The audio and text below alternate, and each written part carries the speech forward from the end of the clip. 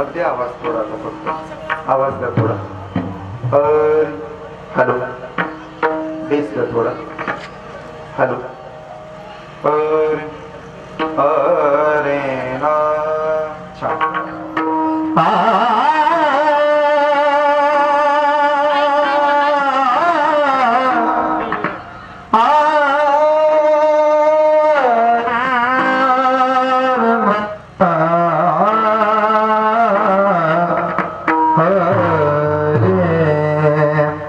जय जय राम कृष्ण राम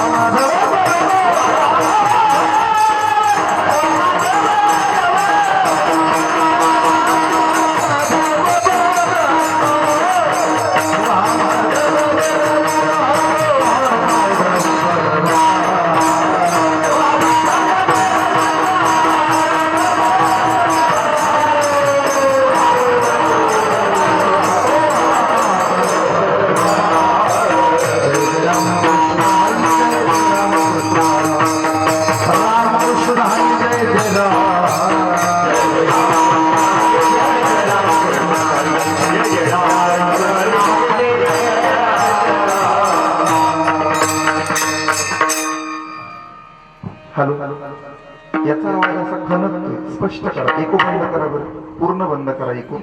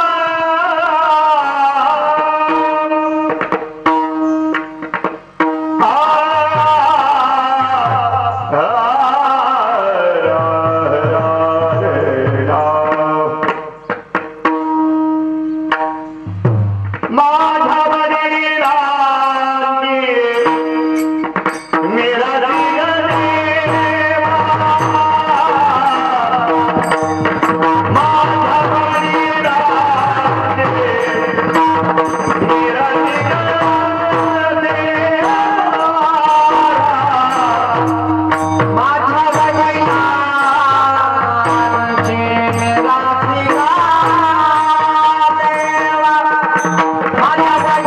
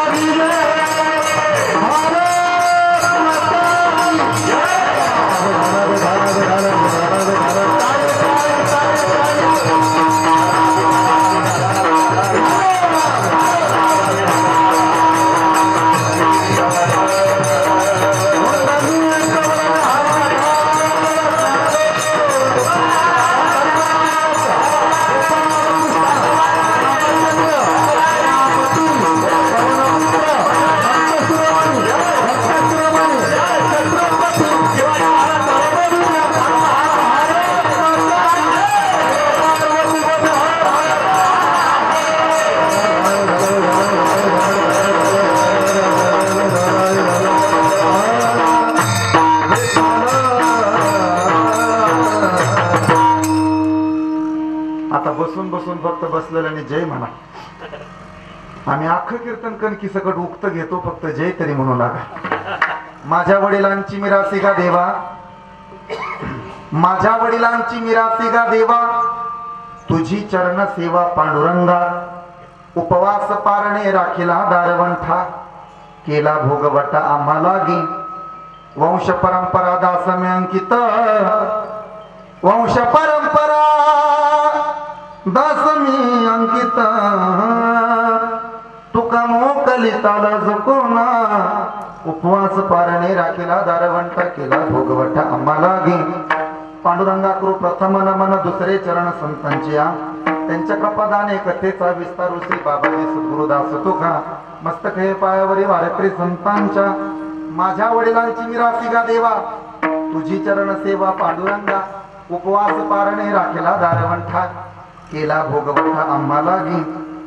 अखिल कुट ब्रह्मांड नायक राजाधिराज पंढरीश पांडुरंग परमात्मा, मुक्त कैवल्य तिजुनिधी भगवान श्री ज्ञानोबा, शांती ब्रह्म एकनाथ महाराज, संत शिरोमणी सावता महाराज, भक्त शिरोमणी नामदेव महाराज, आदिशक्ती मुक्ताबाई, संत जनाबाई, संत बहिणाबाई, महाराष्ट्राचं कुलदैवत आई तुळजा भवानीच्या चरणी वंदन करून, या गावाच्या ग्रामदेवताच्या चरणी साष्टांग प्रणिपात करून,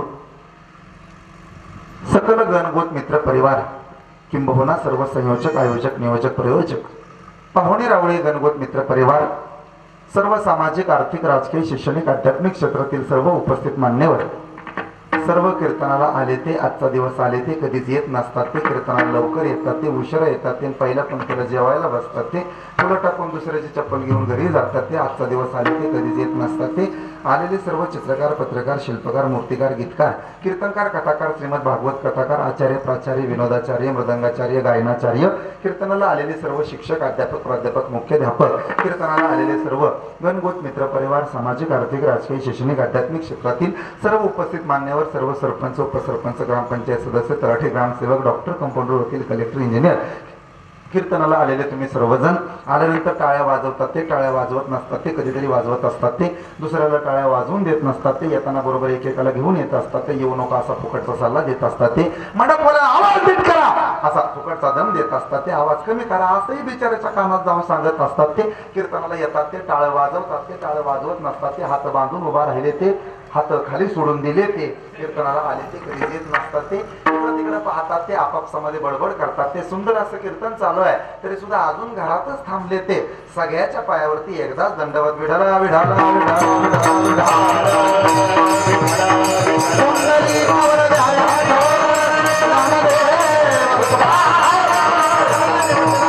आणि आत्मा समोर गायलेला अभंग जगद्गुरु जगदवंदने वारकरी संप्रदायाचे असणारे कळस संत तुकाराम महाराज यांचा 3 चरणांचा असून या अभंगातून महाराज वडिलांचं महत्व प्रतिपादन करतात. काय होतो कोबारा, हा अभंग लिहिण्याची गरज तरी तुम्हाला काय पडावी.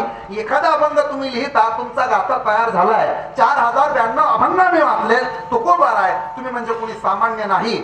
जगद्गुरु तुका अवतार नामयाचा संप्रदाय सकळांचा आहे. दोन्ही या नामदेव महाराजांचे अवतार तुम्ही आहात, आम्हाला माहिती आहे. तुकोबा इतके दिवस तुमचा गाथा मी वाचतोय, तुमचा गाथा वाचल्यानं आमचा माथा ठिकाणावरती आलेला आहे. तुकोबा एक एक अभंग लिहिलाय ना आपण, अभंग लिहिताना उगाच नाही लिहिला तुम्ही, त्या पाठीमागं काहीतरी कारण असावं. महाराज म्हणतात बाबा हे खरं आहे, या अभंगाच्या पाठीमागं सुद्धा काहीतरी असावं. देवानं कदाचित मला विचारावं, महाराज पांडुरंग परमात्म्याची सेवा तुम्ही का करताय. देवाला दिलेलं उत्तर म्हणजे आजचा अभंग आहे. देवा उगाच तुझी सेवा करण्याकरता मी रिकामा नाही, त्या पाठीमागं काही कारण आहे. आम्ही ज्या वंशात जन्माला आलो, ज्या परंपरेनं आम्ही अलंकृत आहोत, ज्या पिढीमध्ये जन्माला आलोत, आमच्या आजोबा पंजोबांनी जे आतापर्यंत आमच्याकरता केलेलं आहे, तोच वसा आणि वारसा आम्ही सातत्यानं पुढे चालवत आहोत. तुझी चरण सेवा पांडुरंगा. काय हो तुकोबा, आतापर्यंत तुम्ही आमची सेवा करताय, गेल्या 7 पिढ्यांपासून तुमच्या घराण्यात वारी आहे. सांगा ना तुकाराम महाराज, तुम्हाला वारीला येण्याकरता किंवा परमार्थात पाऊल टाकण्याकरता उद्युक्त करणार कुणी असेल ना. महाराज म्हणतात माझ्या वडिलांची मिरासी का देवा. पटलं महाराज, ज्या वडिलांनी तुम्हाला या परमार्थात आणलंय त्या वडिलांनी तुमच्याकरता काय केलंय का. महाराज म्हणतात उपवास पारणे राखिला दारवंठा, केला भोगवटा आम्हाला गे विठाल विठाल विठाल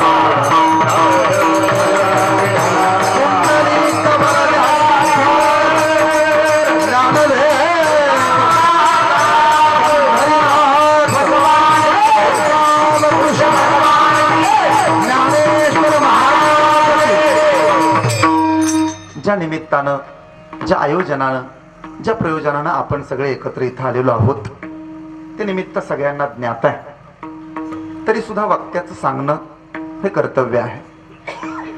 आमच्या भागात म्हण आहे, जो आवडे सर्वांना तोची आवडे देवाला. आम्हाला आवडणारी माणसं देवाला आवडतात म्हणून तर अशी म्हण आहे ना. तुमच्याकडे अशीच आहे ना जाधव महाराज, तुमच्याकडे अशीच असली पाहिजे ना. जो आवडे सर्वांना तोची आवडे देवाला. आम्हाला आवडणारी माणसं देवाला आवडतात. तुम्हाला कळतंय ना पाठीमाग JCB पेक्षा माझा आवाज चांगला आहे का नाही? बसला असला तरी चांगला आहे. त्यामुळे तुम्ही इकडं तिकडं बघू नका. हे श्राद्धाचं कीर्तन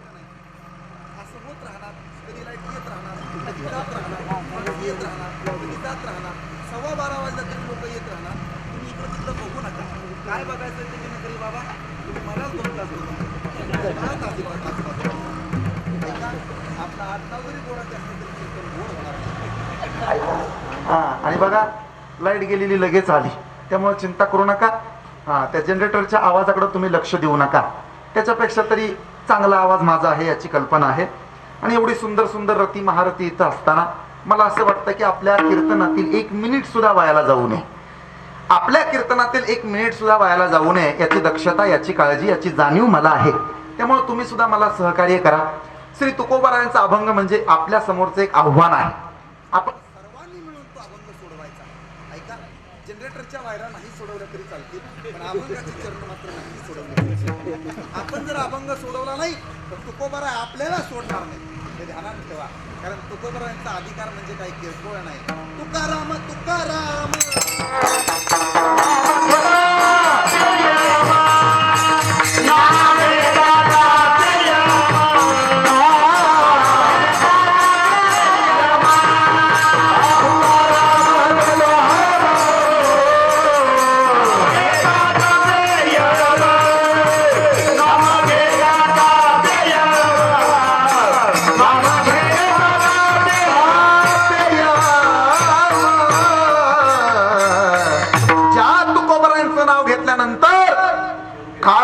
धडकी भरते त्या तुकोबारायांचा हा अभंग आहे.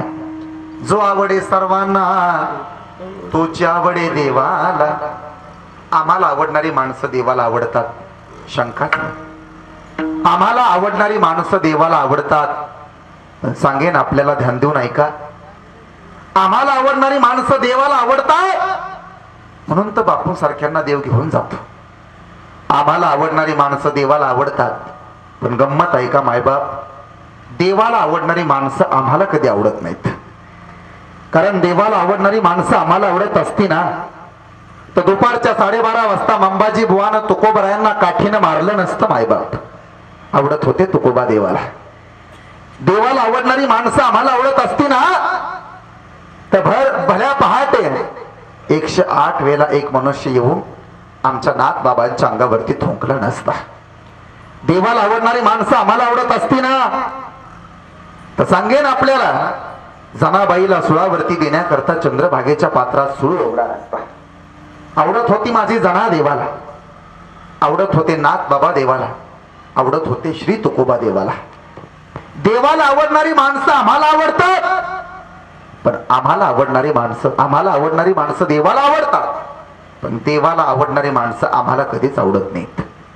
1 वर्ष होऊन गेलं आणि 1 वर्षापूर्वी बापू आमच्यातून निघून गेले. याच अंगणाचं प्रांगण असावं. असू द्या, माझ्याकडे लक्ष द्या. याच घराच्या अंगणात 1 वर्षापूर्वी बापूंचं पार्थिव मांडलं असेल. घरातली पोरं रडली असतील यात नवल नाही. ज्याला कळालं असेल त्याच्या डोळ्यात पाणी आलं असेल. नातवंडांनी बाबाला बाबा माघारी येतो म्हणावं आणि पुन्हा माघारी यावं, पण जातो म्हणून न जाणारा बाप आज उरला नाही, आजोबा उरला नाही. दोन्ही लेकीनी माहेराला यावं आणि बापाला डोळे भरून पाहावं. बाबा, मांडीवरती खेळवणारी आई असावी लागते ना, तसा खांद्यावरती घेऊन फिरवणारा बापही असावा लागतो.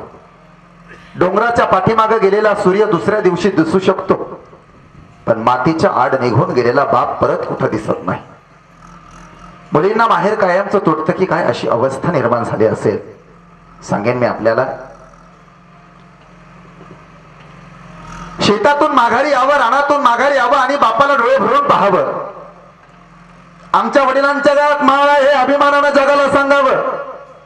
तो बाप अचानकपणे तुमचा निरोप घेऊन गेला. मग संपतराव असू द्या, राजेंद्र दादा असू द्या, नाही तर दिलीप दादा असू द्या, तीनही लोकरांच्या डोळ्यात पाणी आलं असेल. एखाद्या माणसाचं जाणं हा त्या कुटुंबावरती झालेला आघात. घरातलं कोणी मेलं ना तर माणसं रडत राहतात, पण प्रत्येकाच्या रडण्यात फरक आहे दादा. गणेश महाराज त्या घरातली माणसं सगळीच रडतात. मेलेल्या प्रेताची आई रडत राहते, मेलेल्या प्रेताची बायको रडत राहते, मेलेल्या प्रेताची मुलगी रडत राहते आणि मेलेल्या प्रेताचा भाऊ सुद्धा रडत राहतो. नैसर्गिक पद्धतीनं रडणं असतं. कधीतरी मेलेल्या माणसाच्या जवळ जाऊन उभा राहत जा आणि रडणारी माणसं तुमच्या डोळ्यानं तुम्ही पाहत जा. रडत असतात घरातली माणसं. जिचा मुलगा मेला ना ती मायही रडत असते, जिचा पती मेला ती पत्नी रडत असते, जिचा बाप मेला ती लेक रडत असते. सांगेन आपल्याला, ज्याचा आजोबा मेला तो नातू रडत असतो. मेलेल्या आजोबाचा नातू रडत राहतो, मेलेल्या आजोबाचा नातू रडत राहतो. तो आजोबाकडे पाहतो. सांगेन मी आपल्याला, मेलेल्या प्रेताकडं आजोबा आजोबा आजोबा आजोबा म्हणून रडत राहतो. सांगेन आपल्याला, मेलेल्या प्रेताकडे आजोबा रडत राहतो. मेलेल्या प्रेताकडे आजोबा पाहून ते मुलगा पाहून रडत राहतो.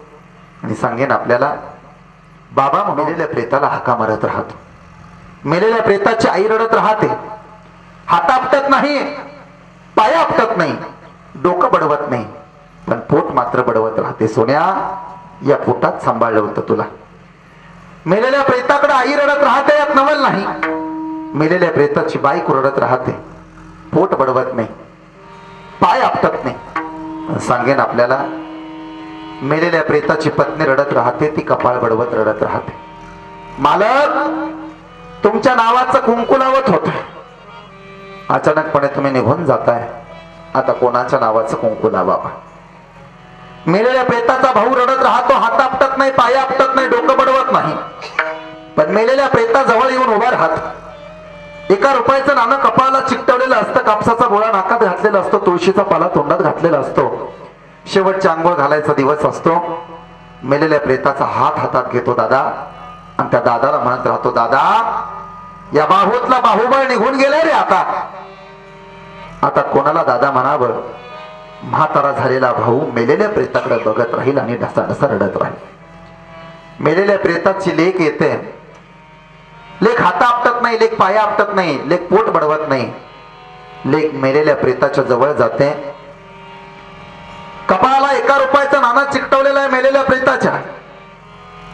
पांढऱ्या कपड्यात गुंडाळलेलं ते म्हाताऱ्याचं प्रेत ती पाहते आणि मेलेल्या मढ्याच्या डोक्यावर हात फिरवते. बाबा, ज्या दिवशी नांदायला निघाले होते त्या दिवशी तुम्ही माझ्या डोक्यावरून हात फिरवला होता.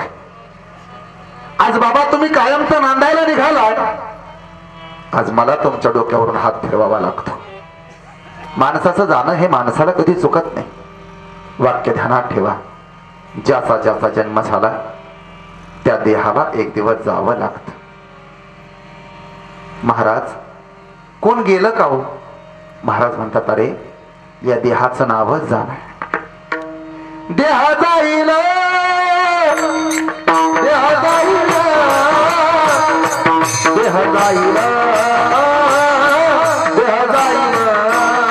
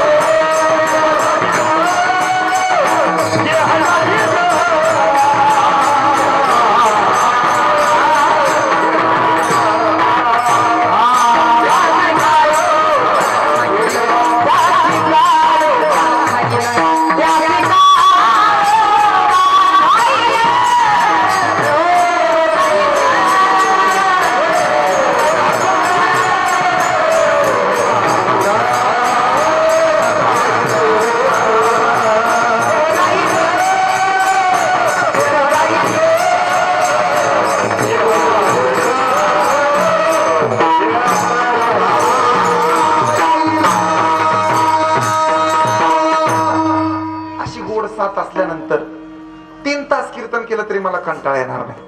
एवढी रती महारती खरं सांगू का, बापूंचं नाही, बापूंच्या आई वडिलांचं काहीतरी पुण्य असावं म्हणून एवढी रती महारती मोठाली माणसं आज माझ्यासारख्या पामराच्या साथीला. नाही तर 4 टाळकरी आणायचे म्हटले ना, हा तरी ऐका ते जमत नाही बुवा. असं वातावरण असल्यानंतर आनंद वाटतो बुवा. ऐका छान वाटलं बुवा. अगदी हे सगळे टाळकरी सगळ्यांची नावं घेणं शक्य नाही, तरी सुद्धा महाराष्ट्रातील नामवंत आणि सुप्रसिद्ध युवा कीर्तनकार ज्यांची उभ्या महाराष्ट्राला निष्ठावंत वारकरी या नावानं ओळख आहे, हरिभक्तपरायण गणेश महाराज. आडनाव जरी अडगळे असलं तरी ते चालीला मात्र फार सरळ आहेत. आता तुम्ही ऐकलीत त्यांची चाल, अतिशय गोड त्यांचा आवाज आहे. त्याचबरोबर परमादरणीय परमश्रद्धेय कोराळेकर महाराज, अतिशय आनंद वाटला. महाराजांच्या चरणी साष्टांग प्रणिपात बुवा. आमचे मामातले मामा जाधव मामा, बाकीचे मामा नुसतेच मामा आहे का नाही. बाकी इकडची सगळी महाराज मंडळी दादा आहेत, त्यांच्यामुळे इथे येण्याचा योग आला. हरिभक्तपरायण परमादरणीय परमश्रद्धेय वडिलांप्रमाणे असणारे पितृतुल्य प्रातस्मरणीय हरिभक्तपरायण बाळू महाराज भोसले, त्याचबरोबर या भोसले कुटुंबातील सर्व सदस्य परमादरणीय परमश्रद्धेय असे चोपदार असल्यानंतर आनंद वाटतो बुवा. ऐका पांडुरंगासारखा चोपदार असल्यानंतर बरं का पांडुरंग महाराज चिंताच नाही बुवा. चोपदारांकडे बघितलं ना, असं वाटतं आपण कीर्तनकार नको व्हायला, मग चोपदारच व्हावं बुवा.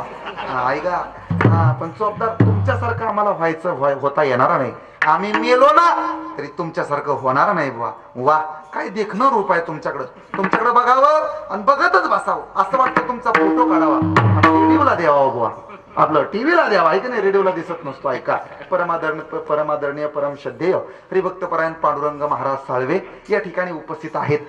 मस्तपैकी अगदी टोपी वगैरे मिशा अशा बहारदार.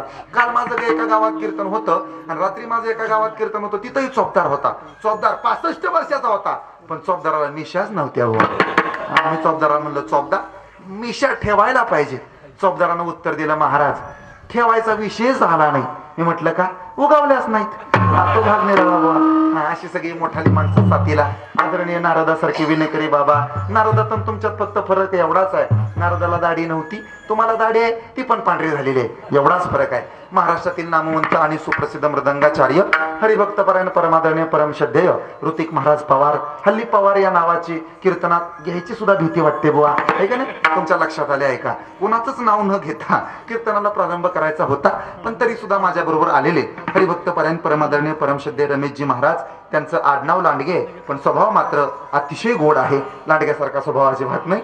असे हरिभक्तपरायण रमेश महाराज या ठिकाणी आलेले आहेत. तुम्ही सर्वजण आलेले आहात. अभंगाच्या प्रस्तावनेकडे मी प्रवेश करतोय. अभंग सोडून मला बाजूला जायचं नाही. ऐका या अभंगाची प्रस्तावना अशी आहे.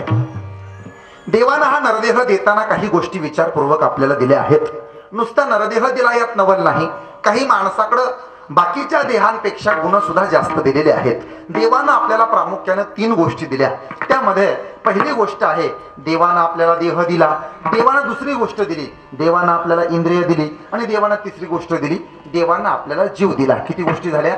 3 गोष्टी. तुम्ही बोलत चला, बोललं तर कीर्तन होतंय. बोलणारी माणसं मला आवडतात. ऐका काही का असे ना, पण माणसानं बोललं पाहिजे, प्रतिसाद दिला पाहिजे. अतिशय गोड कीर्तन तुमच्या समोर आपल्याला सगळ्यांना मिळून करायचंय. ध्यान देऊन ऐका. देवानं आपल्याला 4 गोष्टी दिल्या. हेच सांगितलं का मी? बरोबर आहे, असा श्रोता पाहिजे. देवानं आपल्याला 3 गोष्टी दिल्या. पहिल्या गोष्टीचं नाव आहे देह दिला, देवानं इंद्रिय दिली, देवानं जीव दिला. 3 गोष्टी दान दिल्या. बरोबर आहे ना. पहिली गोष्ट देवानं दिली, देह दिला. बोलत चला, बोललं तर कीर्तन होतंय. मी काय पाकिस्तानवरनं आलेलो नाही, मी इथलाच आहे. बोलत चला, देवानं आपल्याला देह दिला. मोठ्यानं बोला. जोपर्यंत अवसान आहे तोपर्यंत तुमच्या चेहऱ्यावरती चिंता ठेवू नका. त्यांना ठेवा, नशीब आपलं चांगलं आहे. देवानं आपल्याला या साखरवाडी गावाच्या जवळ पिंपळवाडी गाव, बरोबर आहे ना, आणि जिंती गाव या इकडच्या गावामध्ये जन्म दिला. देवानं आपलं बरं केलं. देवानं आपल्याला साताऱ्यात जन्माला घातलं. देवानं आपल्याला पुणे जिल्ह्यात जन्माला घातलं. देवानं आपल्याला सोलापूर जिल्ह्यात जन्माला घातलं. खराडे महाराज, देवानं आपल्याला इथं जन्माला घातलं म्हणून बरं आहे. समजा चुकून देवानं सांगलीत जन्माला घातलं असतं ना, तर रात्रीचं झोपताना कमराला कॅन्ड बांधून झोपावं लागलं असतं. पुराच्या पाण्यानं वाहूनच गेलो असतो. देवाचे उपकार आहेत आपल्यावरती. देवानं इथं जन्माला घातले. बरं कधी जाईल याची गॅरंटी नाही. मला प्रामाणिकपणानं उत्तर द्या. बाबा तुमच्या वयाची सगळी माणसं आतापर्यंत जिवंत आहेत. काही यातली काही गेली तो गेलीत ना, काही अपघातानं मारले असतील. तुमचे मित्र काही आजारानं वारले असतील, है की नाही? काही अपघातानं गेले, काही आजारानं गेले. पण तुमच्या वयाचे काही मित्र गेले ना, मग तुमच्या मित्रांपैकी तुम्ही राहिलात म्हणजे देवानं तुम्हाला त्यांच्यापेक्षा जास्त आयुष्य दिलंय, म्हणजे देवाचे तुमच्यावरती उपकार आहेत ना. इतरांपेक्षा देवानं आपल्याला जास्त दिवसाचं आयुष्य दिलं हे देवाचे उपकार आहेत. मला बोलू द्या, बाबांचं वय जास्त आहे, आमचे गणेश महाराज जरा तरुण आहे. मला उत्तर द्या महाराज, तुमच्या वयाचे सगळेच महाराज मंडळी जिवंत आहेत का काही गेलेत? काही वारले ना, काही आजारानं गेले असतील, काही अपघातात गेले असतील, पण काही का होईना नक्की एखाद्या व्याधीनं गेले असतील, पण नक्की गेले. ऐका, मग इतरांपेक्षा देवानं आपल्याला 4 दिवसाचं का होईना पण आयुष्य जास्त दिलंय, हे देवाचे आपल्यावरती उपकार आहेत. बरं झालं देवानं आपल्याला जिवंत ठेवलं, बरं झालं देवानं आपल्याला जिवंत ठेवलं म्हणून कीर्तनाला तरी आलो. समजा देवानं सकाळ मारलं असतं तर आज बोराटे महाराजाचं कीर्तन ऐकायला भेटलं नसतं. बुवा, देवानं बरं झालं जिवंत ठेवलंय. माणूस एक मेला की किती मोठं नुकसान होतं हे येत्या 21 तारखेला तुम्हाला कळेल, आणि नाही कळलं तर 24 ला कळेल. बुवा, एक माणूस फार महत्वाचा असतो. बुवा ऐका, देवानं आपल्याला जिवंत ठेवलं, देवाचे आपल्यावरती उपकार आहेत.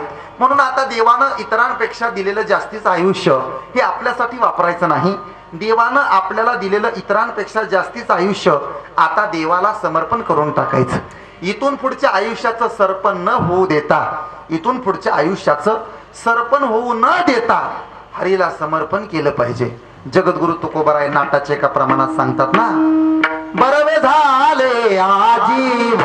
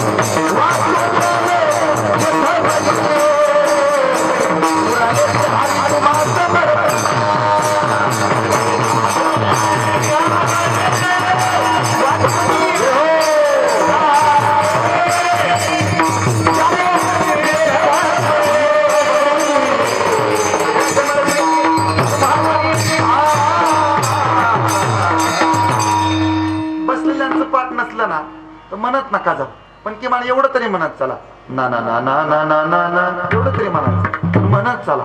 बरवे झाले आजीवरी, नाही पडिलो मृत्यूचे आहारी, वाचवणे आलो यथवरी, उरले ते हरी तुम्हा समर्पण दिलाया काळे अवकाश.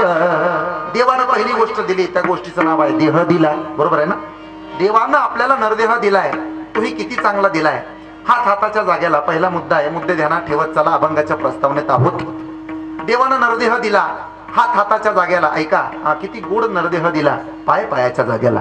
देवानं नरदेह देताना एका देहासारखा दुसरा देह अजिबात बनवला नाही. तुम्ही कल्पना करा, देवानं आपल्यासारखीच माणसं सगळी बनवली असती, किंवा एकसारखी माणसं जर या जगात दिसायला असती ना, तर आज बोराटे महाराजाच्या जागेवरती दुसराच कुणीतरी येऊन कीर्तन करून गेला असता. देवाचे आपल्यावरती पहिले उपकार, देवानं नरदेह देताना भिन्न भिन्न भिन्न भिन्न पद्धतीचा दिला. देवानं किती बदल करावा, देवानं शरीरात बदल केला यात नवल नाही, देवानं चेहऱ्यात बदल केला यात नवल नाही, देवानं डोळ्यात बदल केला यात नवल नाही, देवानं नाकात बदल केला यात नवल नाही, नाकाच्या शेंड्यात बदल केला. ऐका, आपल्यासारखं नाक दुसऱ्या कोणाला नसतं. देवाचे उपकार आहेत. देवानं वेगवेगळे बनवले. देवानं वेगवेगळं बनवल्यामुळं लहानपणी प्रत्येकाला आपल्या नावाचं बारसं घालावं लागतं.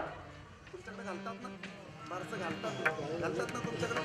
जन्माला आल्यानंतर पोराचं बारसं घातलं जातं. महिला मंडळाला माहिती आहे, करतो कार्यक्रम महिला मंडळाचा असतो. पोरगं लहान असताना त्याला बायकांनी नावं ठेवावी, हा प्रघात आहे. आणि पोरगं एकदा का मोठं झालं ना, त्याला कड्याने नाव ठेवलं. आहे आपल्याला प्रगात. ऐका, लहानपणी आपण त्याला नाव ठेवत असतो. छोटस बाळ त्याचं नाव ठेवलं जातं. ऐका, तुम्ही सारखं बंद करू नका. नाहीतर आम्हाला तुमचं नाव ठेवायची पाळी येते. नाव ठेवण्याचा कार्यक्रम आमच्याकडे झाला नसता, नंबर ठेवण्याचा कार्यक्रम आपल्यात झाला असता. पण बाया लक्ष्मण द्या आणि राम घ्या म्हटल्या नसत्या. बायानी पाळण्याखालनं पोरग वर्ण घेताना 18 नंबर घ्या, 16 नंबर द्या, 25 नंबर घ्या, 34 नंबर द्या. सगळ्या जावयांना नंबर आले असते. प्रत्येकाच्या गळ्यात नंबर प्लेट आली असते. MS13 FY आणि पुढे नंबर आला असता 420 420 2 420 3. सगळे जावई 420च असतात.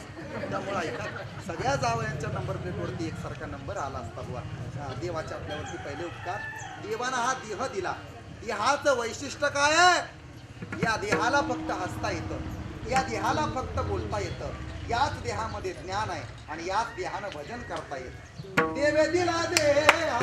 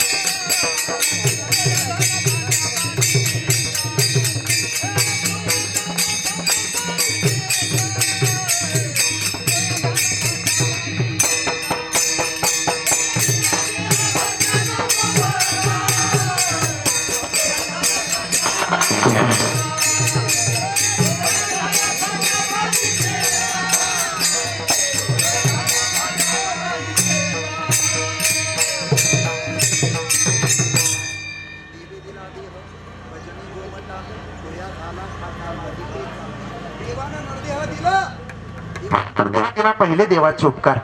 देवानं नुसता देह दिला नाही, देह वेगवेगळा दिला. हे देवाचे दुसरे उपकार. देवानं आपल्याला नरदेह दिला. ऐका, आणि या देहानं परमार्थ करावा याकरता देवानं इंद्रिय दिले. इंद्रिय हात पाय कान डोळे मुख बोलाया वचन, जेणे तू जोडसी नारायण नासी जीव पण भवरोग. हात हाताच्या जाग्याला, नाक नाकाच्या जाग्याला, डोळे डोळ्याच्या जाग्याला.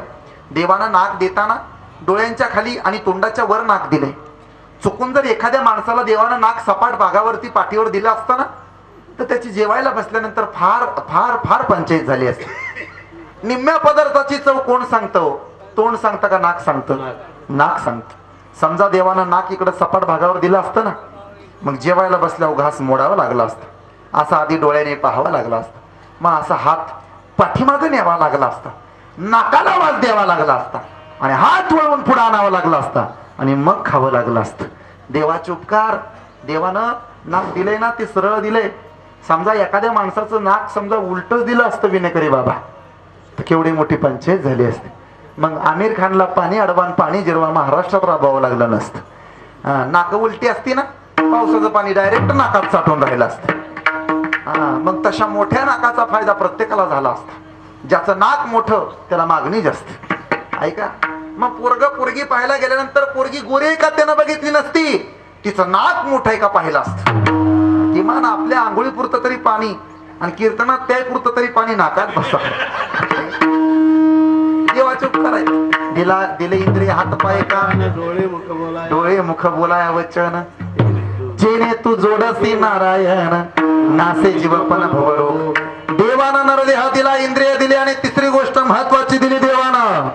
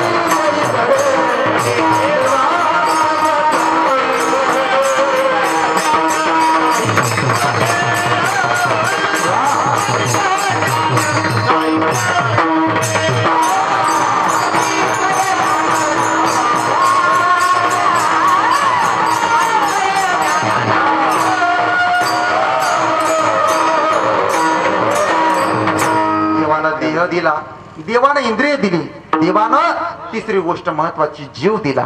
जेने हा जीव दिला दान, तयाचे करीन मी चिंतन. जगत जीवन नारायण, गायीन गुण तयाचे. 3 गोष्टी दिल्या देवानं. नुसता देह असून चालत नाही, त्याला इंद्रिय लागतात. देह आहे, इंद्रिय आहेत, पण त्याच्यामध्ये जीव नाही. प्राण गेले या शरीर, काय करील व्यवहार. या शरीरात प्राण नसेल तर उपयोग व्हायचा नाही. देवानं 3 गोष्टी दिल्या आणि सांगितलं, बाबा रे, भजन रूपी ज्ञान तुम्ही प्राप्त करून घ्या. माझं भजन करा. या कलियुगात उद्धार करायचं एकमेव साधन आहे. कलियुगा माझी करावे कीर्तन, तेने नारायण. फायदा महाराज, जळतील पापे जन्मांतरीची. पापाचे डोंगर जातील, जळती दोषाचे डोंगर. शुद्ध होती नारी नर, गाती ऐकती जे सादर. पवित्र हरिकथा पटन महाराज आता. पण ही हरिकथा करण्याकरता आम्हाला करावं काय लागेल बाबा रे?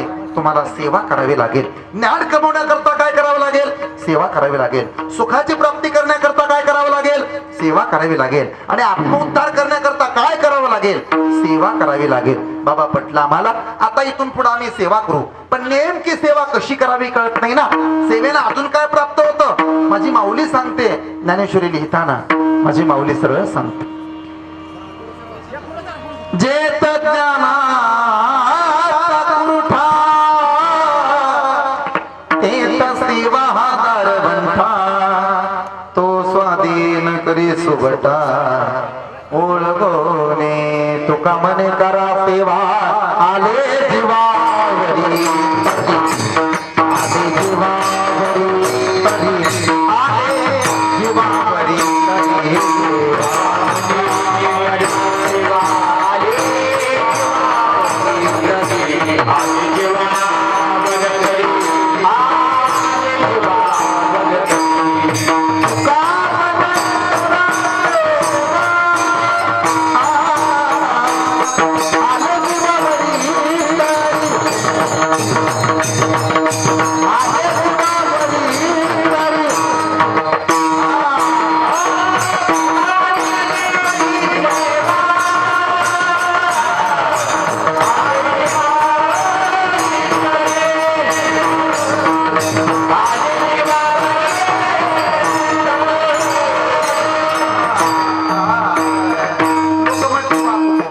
इथून पुढे आम्ही सेवा करणार आहोत.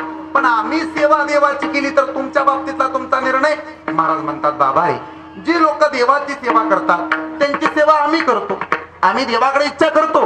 तुका म्हणे मज घडो त्यांची सेवा, परी माझ्या दैवा पार नाही. वा, आम्ही देवाची सेवा केली, तुम्ही आमची सेवा करणार. ठीक आहे, इथून पुढे आम्ही सेवा करू. पण महाराज, तुम्हाला घर नाही, तुम्हाला दार नाही, तुम्हाला प्रपंच नाही, तुम्हाला मुलं बाळ याचं काही पडलं नाही. पण आम्हाला प्रपंच आहे, आम्हाला मुलं आहेत, आम्हाला बाळ आहेत, आम्हाला एकुलती एक कासेना पण बायको आहे. आणि आमचं आमच्या बायकोवरती फार प्रेम, आमचं आमच्या मुलावरती फार प्रेम, आमचं आमच्या कुटुंबावरती फार प्रेम. आम्ही कुटुंबाची सेवा करणार. ठीक आहे, अजून आम्ही कुटुंबाची सेवा करणार आहे. अजून कुणाची सेवा कराल? आम्ही देहाची सेवा करणार. आम्ही एक तर कुटुंबाची नाही तर देहाची सेवा करणार. आणि या 2च सेवेमध्ये या जिंती गावातली सगळी माणसं लागून राहिलीत. यात नवल नाही, उभा महाराष्ट्र 2 सेवेमध्ये आहे. खरं तर सेवा करायला कोणाला आवडत नाही, पण सेवा केल्याशिवाय पर्याय नाही. ऐका, पूर्वी लोक सेवा करायला तयार असायचे, आता लोक सेवा करायला तयार नसतात. पूर्वीचा काळ होता, पहाटे पहाटे मजूर लोक पाटलाच्या दारात यायचे. पाटील सेवेला घ्या, आजचा दिवस काम द्या. पाटील म्हणायचं नाही काम. पाया पडतो पाटील, पण आजचा दिवस काम द्या. सांगितलं ना काम नाही म्हणून, काय करायचं? काही करायला हवं पाटील, पण आजचा दिवस कामावर घ्या. पूर्वीचा काळ होता, पूर्वी मजूर लोक पाटलाच्या दारात जायची सकाळ सकाळ. आता उलट झाले, आता पाटीलच सकाळ सकाळ मजुराच्या दारात येते. आजचा दिवस तरी चल, ते म्हणतात नाही जमणार. अरे चल ना, ते म्हणतात नाही जमणार. का? दसऱ्याला बायको गेलेली असून माघारी आली ना. ते म्हणतात माझ्या बायकोला सांगतो तुझा डबा बनवायला, पण पाया पडतो आजचा दिवस चल. सेवा करायला कोणाला आवडत नाही, मालक व्हायला आवडतंय गड्या, पण सेवा केल्याशिवाय पर्याय नाही. आपण आपल्या कुटुंबाची सेवा करतो. ऐका, आपण बायको बरोबर लग्न करतो, बायको लक्ष्मीच्या पावलानं नांदायला येते. सगळी हुशार माणसं माझ्याकडे लक्ष द्या. तुम्ही सगळी टोप्या घातलेली माणसं आहात, म्हणजे स्वतःच्या डोक्याला. ऐका, सगळी हुशार माणसं आहात तुम्ही, ध्यान देऊन ऐका. तुम्ही तुमची पत्नी घरात असते आणि मग तुम्ही तुमच्या पत्नीला म्हणताय बघ मी तुझा मालक आहे. प्रत्येकाची बायको आपल्याला मालकच म्हणते है की नाही? मालकच म्हणते ना, लाजायचं काय त्यात? बायको आपल्याला मालकच म्हणते ना, मालक म्हणते. अजून काय म्हणते? धनी म्हणते है की नाही? आपली बायको आपल्याला मालकच म्हणते ना, का कोणाची पिलू म्हणते? मग बोलत चला गड्या. ऐका, आपली बायको आपल्याला मालक म्हणते. ज्या अर्थी आपली बायको आपल्याला मालक म्हणते त्या अर्थी आपण तिचे मालक आहोत. ज्या अर्थी आपली बायको आपल्याला मालक म्हणते त्या अर्थी आपण तिचे मालक आहोत. असं बोललेली माणसं मला आवडतात. ज्या अर्थी आपली बायको आपल्याला मालक म्हणते त्या अर्थी आपली बायको आपली नोकर आहे आणि आपण तिचे मालक आहोत. पण आपण जर आपल्या बायकोचे मालक असतो तर अर्धा किलो साखरेसाठी साखरवाडीला गेलोच नसतो बुवा. काम ती सांगते ना आपण ऐकतो. बोला मालक कोण आहे? हा, त्यांना पटलं बुवा. ते म्हणले बायको मालक आहे. अहो ऐका, बायको मालक आहे. आपल्याला वाटतं पोरं आपली दास आहेत, पोरं आपली सेवक आहेत आणि आपण त्यांचे मालक आहोत. पण हे साप चुकीचं आहे. आपण जर आपल्या पोरांचे मालक असतो ना तर पप्पा 200 पाणी वही संपली, येताना घेऊन या म्हटल्याबरोबर वही घेऊन आलोच नसतो. पोरं आपल्याला कामं सांगतात त्या अर्थी आपण पोरांचे सेवक आहेत आणि पोरं आपली मालक आहेत. हे मी माझ्या पदार्थ सांगत नाही बुवा, आमचे तुकोबराय सांगतात. बाईलेचा दास मित्राची उदास,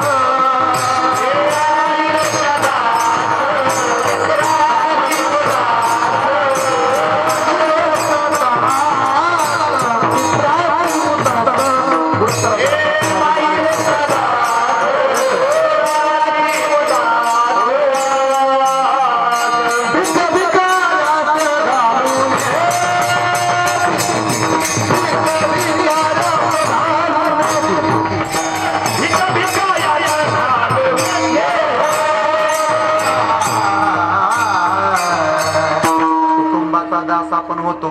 आपण आपल्या कुटुंबावरती एवढं प्रेम करतो आपल्या लक्षात राहत नाही.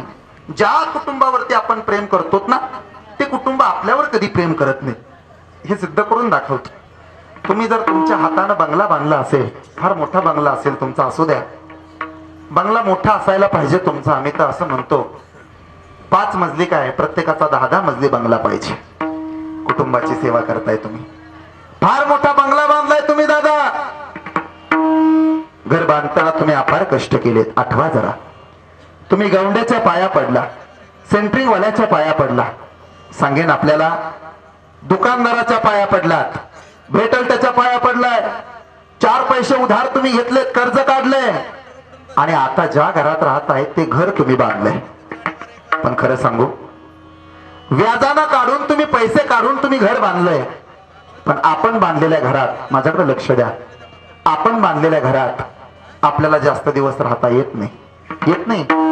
खरं तर सांगू का, हल्ली तर नोकरदारांना एवढा गर्व असतो ते 60 वर्षापर्यंत नोकरी करत. 60 वर्षाचं झाल्यानंतर ते रिटायर होत.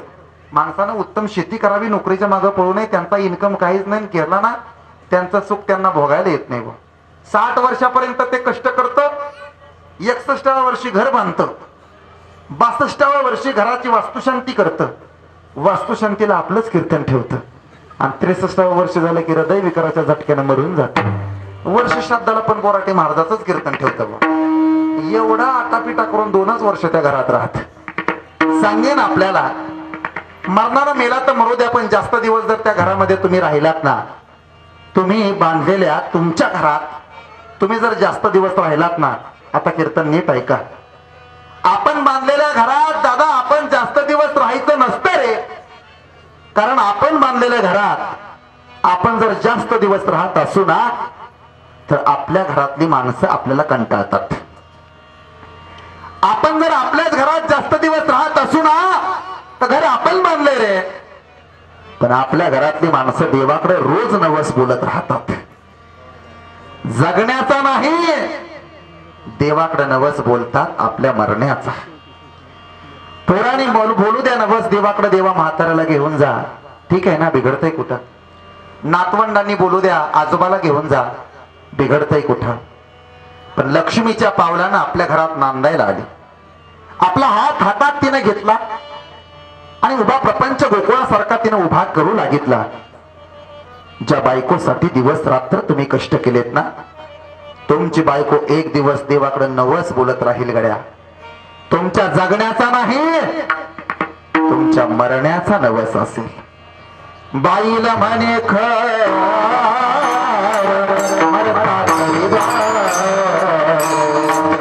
बाईला म्हणे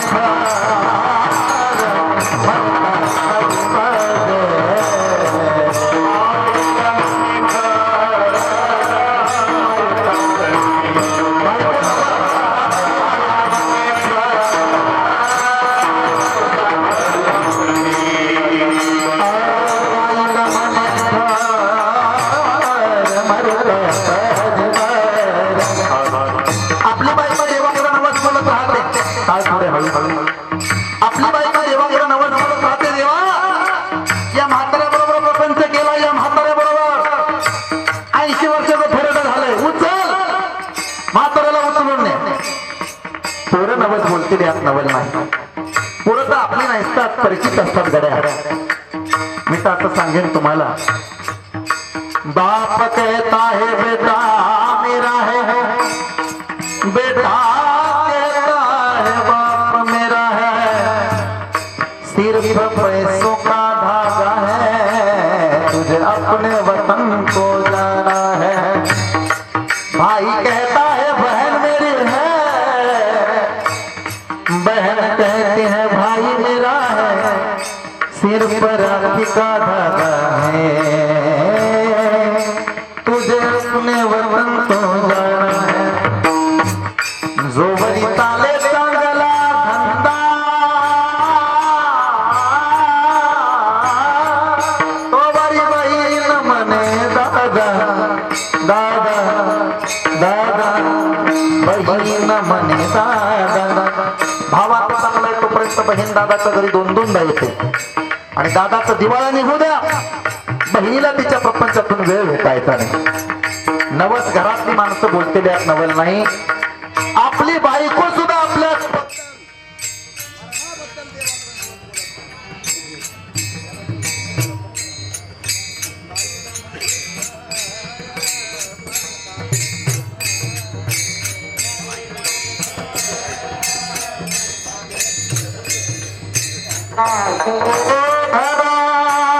तुमको दिया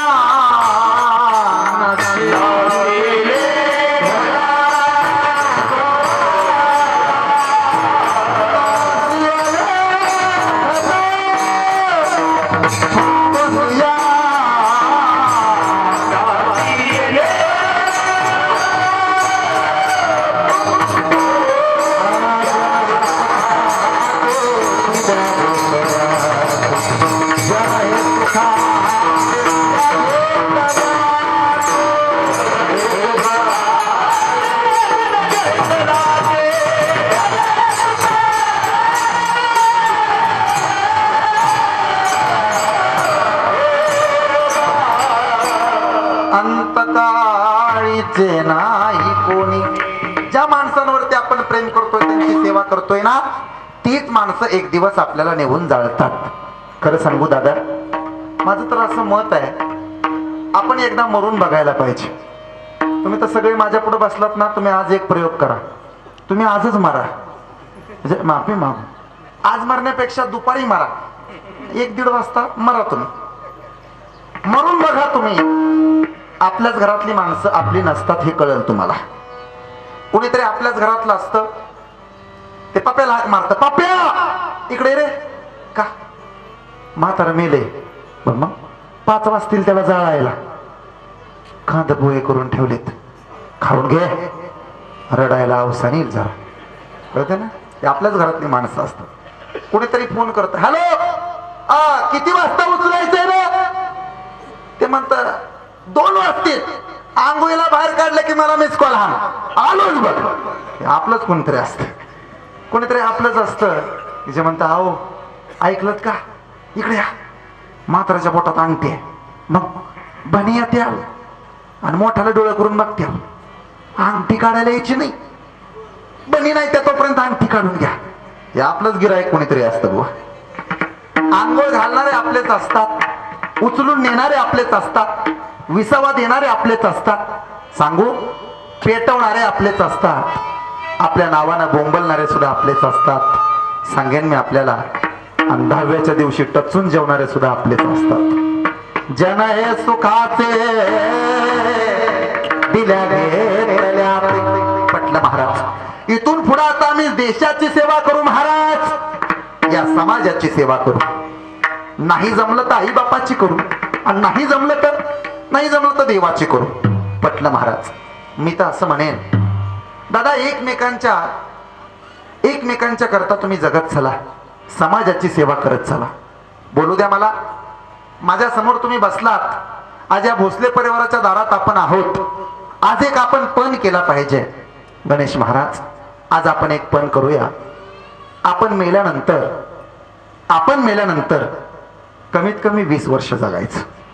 म्हणजे भूत व्हायचं नाही, नीट ऐका. आपण मेल्यावरती कमीत कमी जगलं पाहिजे दादा. आपण मेल्यानंतर कमीत कमी 20 वर्ष जगावं. द्या उत्तर मला. 750 वर्षापूर्वी संत ज्ञानेश्वर महाराजांनी समाधी घेतली. आजही माऊली आमच्यात जिवंत आहेत. किती वर्ष होऊन गेले? 750. 450 वर्षापूर्वी जगद्गुरु तुकोबरायांनी देहूगमन केलं नाही, वैकुंठ गमन केलंय. आजही तुकोबा जिवंत आहेत. 100 वर्षापूर्वी भगतसिंग, सुखदेव, राजगुरू आपल्यातून निघून गेलेत. कोण म्हणतं फासावरती गेले, कोण म्हणतं मेले. आजही ते आपल्यात जिवंत आहेत. 60-70 वर्षापूर्वी राष्ट्रसंत तुकडोजी महाराज होऊन गेले. आजही ते आमच्यात जिवंत आहेत. सांगेन मी आपल्याला, ही माणसं दादा मेलेली आहेत असं आपल्याला वाटत असेल ना, तर ध्यानात ठेवा, ती आजही आमच्यात जिवंत आहेत. काय कारण आहे? ही गेलेली माणसं ना इतरांच्या रक्ताकरता जगत होती, आणि आपण ना फक्त आपल्या रक्ताकरता जगत राहतो. जी माणसं केवळ आपल्या रक्ताकरता जगत राहतात ना, त्या माणसाच्या मरणाची वाट घरातले बघत राहतात. आणि जी माणसं समाजाकरता जगत राहतात ना गड्या, त्या माणसाला लोक तो मेला तरी परत मरू देत नसतात. मरायचं नाही, पण आता इथून पुढे 20 वर्ष मेल्यावर जगायचं ठरवून टाका. आज या भोसले परिवाराच्या दारातनं ठरवून निघून जा, मी मेल्यावर किमान 20 वर्ष लोक माझं नाव पाठीमागं काढतील. काय हरकत आहे?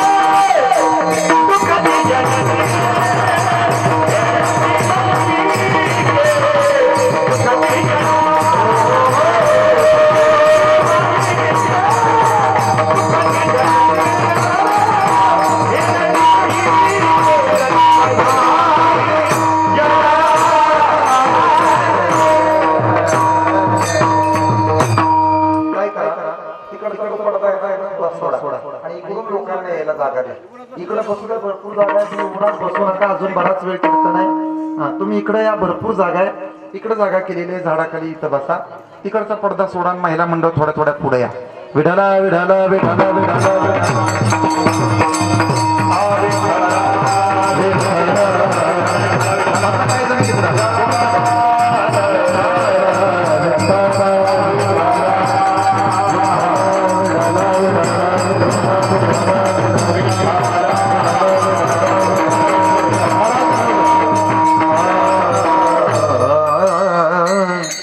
दिसू द्या आचार्य बुवांना, आपल्याला काय हरकत नाही. त्यांच्यामुळं तर आपल्या पोटात अन्न जाणार आहे बुवा. आणि ध्यानात ठेवा, ते दिसले म्हणून काय बिघडत नाही. कीर्तन ऐकताना आपण पण ध्यानात ठेवायचंय. दुसऱ्याच्या वर्षश्राद्धाच्या कीर्तनात आपण आलोय ना, आपल्या पण वर्ष श्राद्धाच्या कीर्तनाला कोणतरी येणार आहे बुवा, ध्यानात ठेवायचं जरा. उभा राहणाऱ्यानंतर काय जगायचं जगा, त्यांना सुद्धा मरायचं आहे बुवा, त्याने सुद्धा ध्यानात ठेवलं पाहिजे. दुसऱ्याच्या वर्ष श्राद्धाच्या कीर्तनात आपण धोतर घालत नाही ना, आपल्याही वर्ष श्राद्धाच्या कीर्तनाला कोणतरी पॅन्टवर येणार आहे, येणं करेल तर काय जगायचं जगा, त्यांना सुद्धा मरायचं आहे बुवा, त्यांनी ध्यानात ठेवलं पाहिजे. दुसऱ्याच्या वर्ष श्राद्धाच्या कीर्तनात आपण विना घेतलाय ना, आपल्याही वर्ष श्राद्धाच्या कीर्तनात कोणतरी विना घेणार आहे. मंडप बोलायला तरी काय जगायचं जगा, त्यांना सुद्धा मरायचं आहे बुवा, त्याने सुद्धा ध्यानात ठेवलं पाहिजे. दुसऱ्याच्या वर्ष श्राद्धाच्या कीर्तनात मी मंडप बांधलाय ना, आपल्याही वर्ष श्राद्धाच्या कीर्तनात कोणतरी मंडप बांधणार आहे की नाही, आचार्यानं सुद्धा पुऱ्या तळताना ध्यानातच ठेवायचंय बुवा.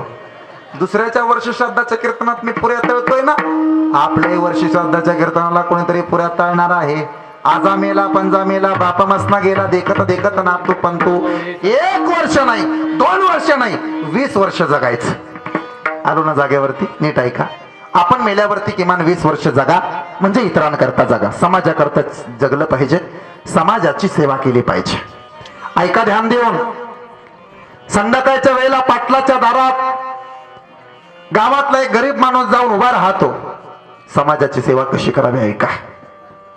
पाटील पाटील पोरीचं लग्न आहे परवा.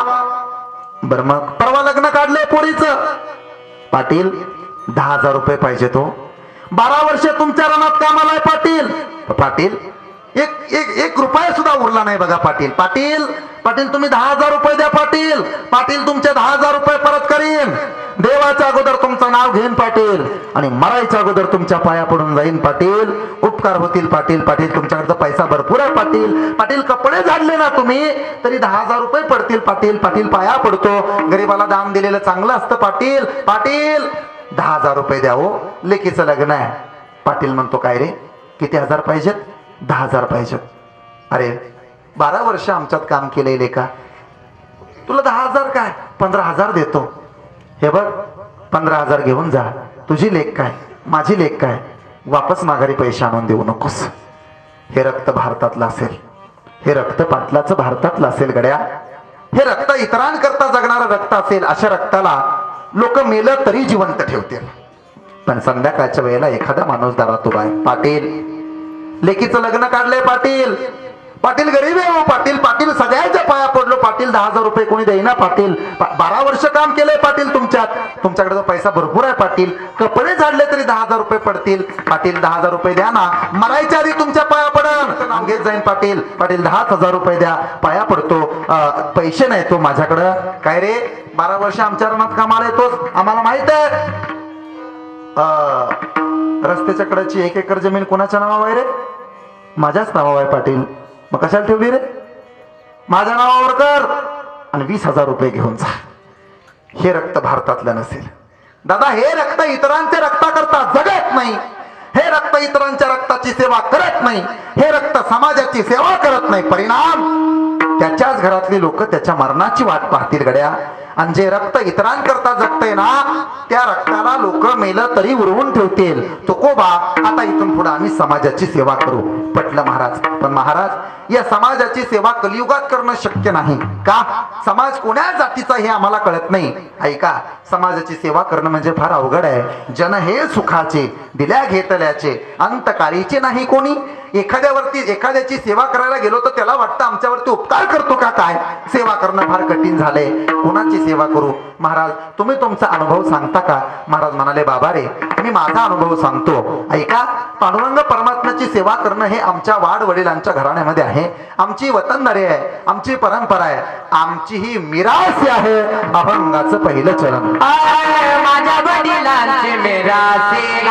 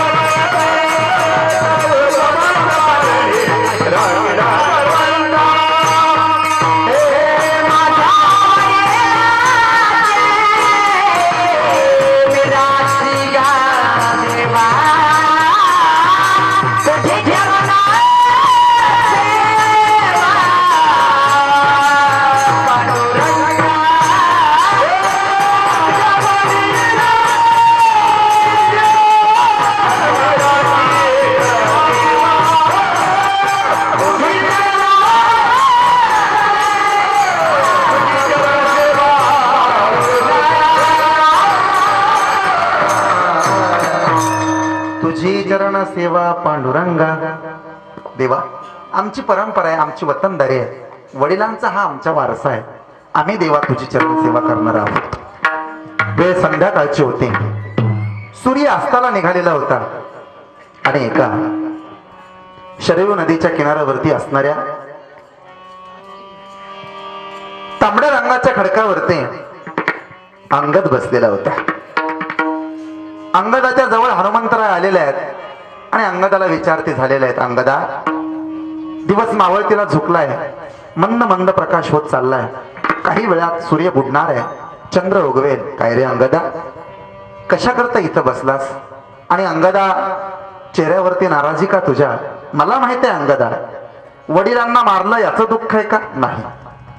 मग आईच्या कपाळावरचं कुंकू पुसल्या गेलं म्हणून दुःख आहे का? नाही. तारेला विधवा पण आले म्हणून दुःख आहे का अंगदा? नाही हनुमंता, रामानं माझ्या बापाला मारलं ते योग्य होतं, त्याचं कारण आहे माझ्या बापाकडून अपराध झाला होता. स्वतःच्या भावाच्या पत्नीकडं त्यानं वाकड्या नजरेनं पाहिलं होतं. सांगू द्या मला, माणसाला पंचमाता असतात. एक राजमाता ही आपली आई असते, म्हणजे राजाची पत्नी. राजपत्नी आपली आई आहे, गुरुपत्नी ही सुद्धा आपली आई आहे, मित्राची बायको सुद्धा आपली आई आहे. सांगेन आपल्याला, बायकोची आई सुद्धा आपली आई आहे आणि आपली आई एक आपली आई. माणसाला 5 स्त्रिया मुलीप्रमाणे असतात. एक धाकट्या भावाची बायको आपल्या मुलीप्रमाणे असते, नीट ऐका. 2 लहान असणाऱ्या मित्राची बायको आपल्याला मुलीप्रमाणे असते. 3 आपली भाची आपल्याला मुलीप्रमाणे असते. 4 गुरुची मुलगी आपल्याला आपल्या मुलीप्रमाणे असते. आणि 5 आपली मुलगी आपल्याला मुलीप्रमाणे असते. बापाकडून अपराध झाला होता, बिघडलं काय अंगदा? पण बाप तर तुझा सेवक होता ना. हो ना, आम्हाला माहित आहे. अरे, सेवा करायचा आमचा बाप, आम्हालाही माहित आहे. रामानं मारले याचं दुःख नाही. दुःख कशाचं आहे अंगदा? हनुमंता, दुःख तर याचं आहे, माझ्या बापाचं भाग्य नव्हतं की रामाच्या सैन्यामध्ये त्यानं काम करावं. पण माझी एक इच्छा आहे, देवाची सेवा करण्याचं सौभाग्य मला प्राप्त व्हावं. अंगदा, ही तुझी इच्छा मी पूर्ण करेन. अंगदानं हात जोडले, हनुमंतरायाच्या पायावरती डोकं टेकवलं. हरिप्राप्तीची उपाय धरावे संताचे ते पाय. देव भेटावा वाटतो ते एक प्रयोग करत चला, वारकऱ्याच्या पायावरती डोकं टेकवत चला. देव काय उगाच भेटायचा नाही, त्याला श्रद्धा लागते, त्याला अंतःकरण देवमय व्हावं लागतं आणि वारकऱ्यांचा आदर करावा लागतो. संतांच्या पायावरती डोकं टेकवलं, आता देव भेटणार या गोष्टीनं हरकून गेला, आनंदून गेला, उत्साहीत झाला माझा अंगद. संध्याकाळच्या वेळेला दिवा तेवत होता, त्या दिव्यावरती काजळ येत होती आणि महालामध्ये माझ्या अंगदानं प्रवेश केलेला होता. कसला महाल होता? प्रभू रामचंद्राचा. आकाशाचा महाल होता, आकाशाचं छप्पर होतं आणि वनवासातलं झाडांचं आच्छादन असणारं झोपडीचं ते घर होत. वनवासात होता ना प्रभू रामचंद्र. रामा, तुमची सेवा करण्याकरता वालीचा पुत्र अंगद आला. प्रभू रामचंद्राला प्रश्न पडला, काय रे, ज्याच्या बापाला मी मारलंय त्याचं पोरगं माझी सेवा करायला आलंय? खरं सांगू का, ते रामायण होत.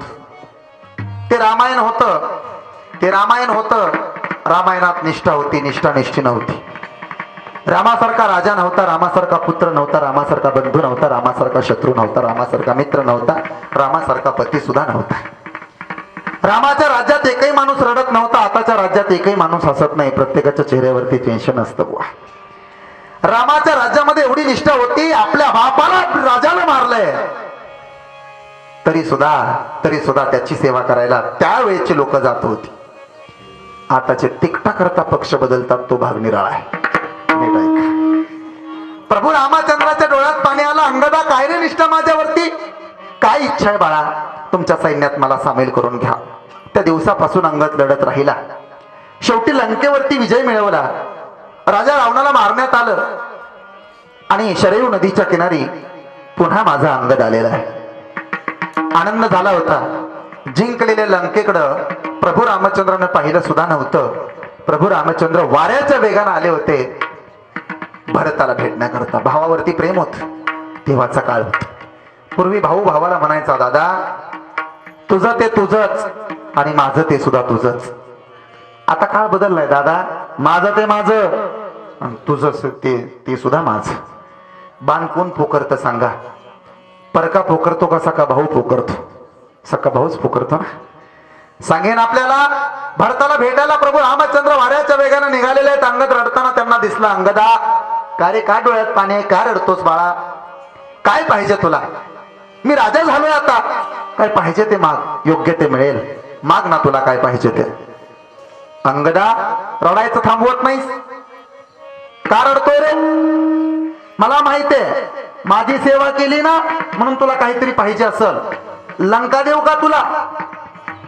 पाठीमाग उभा विभीषण होता. रामा, एक पत्नी, एक वचनी, एक बाणे हात. लंका मला आधी देऊन टाकली तुम्ही आणि आता पुन्हा त्याला देता? असं घडायचं नाही. अंगदा, लंका देऊन टाकली म्हणून काय झालं? अंगदा, माझ्याकडे अजून अयोध्या शिल्लक आहे. या अयोध्येचा मी राजा होणार आहे, पण अंगदा, ही अयोध्या तुला देऊन टाकतो. अंगदानं डोळ्यातले आसू पुसलेले आहेत आणि प्रभू रामचंद्राच्या पायावरती डोकं टेकवलं. रामा, धिक्कार असो तुझ्या देवपणाचा. देव असून तुला देवपण मिरवता येत नाही रामा. ते उद्गार अंगदाचे ऐकले आणि अंगदाना प्रश्न केल्यानंतर रामानं आश्चर्यानं पाहिलं. काय रे, आईचं ऐकलं, वडिलांचं ऐकलं, वनवासाला निघालो, हे माझं चुकलं का? धोब्याच्या ऐकल्यावरून स्वतःच्या पत्नीला घरातनं बाहेर काढून टाकलं, हे माझं चुकलं का? माझ्या लक्ष्मणाला भान लागल्यानंतर अन्न आणि पाणी सुद्धा ग्रहण केलं नाही, हे माझं चुकलं का? रावणाला मुक्ती दिली, हे माझं चुकलं का? कपी कुळ उद्धरिले, मुक्त केले राक्षसा, हे माझं चुकलं का? काय चुकलंय माझं? अरे, एकपत्नी राहिलो, सीतेच्या प्रेमामध्ये आणि विरहामध्ये 16,108 सोन्याच्या स्त्रिया बनवल्या आणि ब्राह्मणाला दान देऊन टाकल्या, यज्ञ सार्थकी लागले, हे चुकलं का? नाही रामचंद्र, हे तुमचं चुकलं नाही. रामचंद्र, तुम्ही मला आमिष दाखवताय, हे तुमचं चुकतंय. मी तुमच्या सैन्यात आलो ना, ते काय उगाच नाही. जलंकेचं आमिष आम्हाला दाखवताय ना. माझा बाप आणि मी लहान असताना आंघोळीला समुद्रावरती जायचो. एका पायावरती राजा रावण तिथं कधी कधी उभा असायचा. माझ्या बापानं रावणाला बगल्यामध्ये धरावं आणि समुद्राचं 3 वेळेला दिवसातनं स्नान करावं, एवढ्या बापाकडे माझ्या बापाकडे एवढी ताकद होती. अरे, मनात आणलं असतं ना तर लंका आम्हाला तेव्हाच मिळाली असती. धिक्कार असो तुझ्या देवपणाचा. मग अयोध्या पाहिजे का? देवा, अयोध्या सुद्धा नकोच आहे. ज्या अयोध्यासाठी भावाभावाच्या प्रेमात अंतर पडण्याचा प्रयत्न केला जातो, ज्या अयोध्या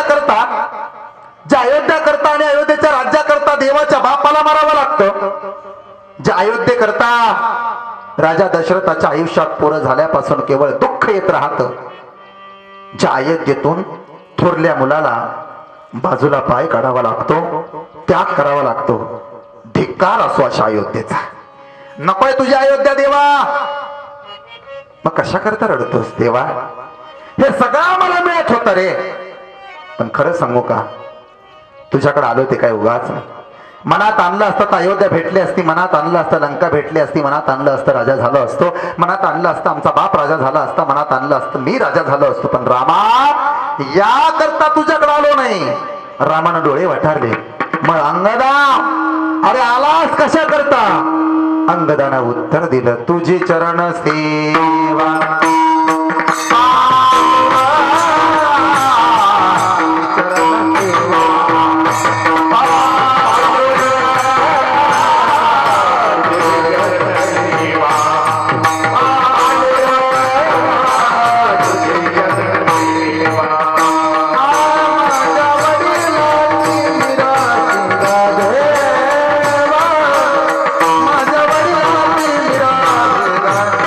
देवा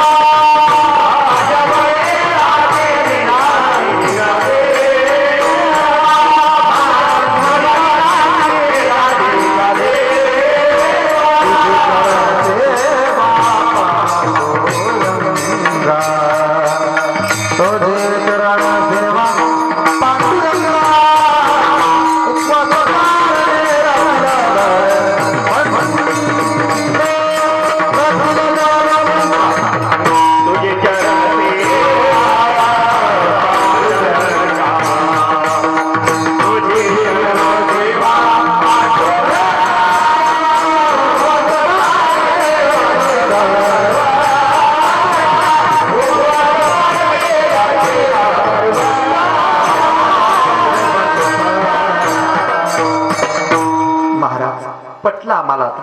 तुम्ही तुमच्या वडिलांची वारसा वडिलांची परंपरा वतनदारी आहे म्हणून देवाची सेवा करता. तुम्ही देवाची सेवा करताय गेल्या 8 पिढ्यांपासून. पण बापानं तुमच्याकरता काहीतरी केलं असेल, वडिलांनी तुमच्याकरता काय केलं असेल ना. महाराज म्हणतात म्हणून तर शब्द वापरला. माझ्या शब्द फार गोड आहे.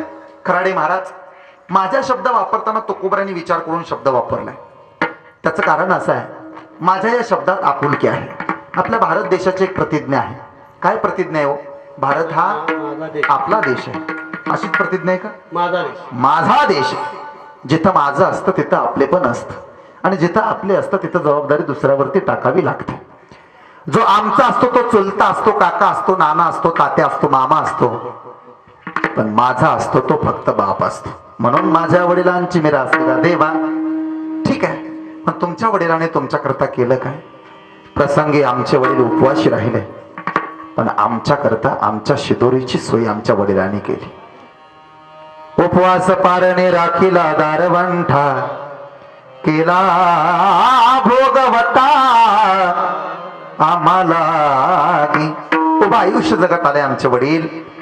ते केवळ आमच्याकरता संस्कृतीचं जतन केलं, परंपरेचं जतन केलं, उंबरा बनून जगत राहिले. उपवास पारणे राखीला दारवंठा, केला भोगवटा मला गे. तुकोबर आहे. अशा वडिलांबद्दल तुमचं मत काय? महाराज म्हणतात काय म्हणजे?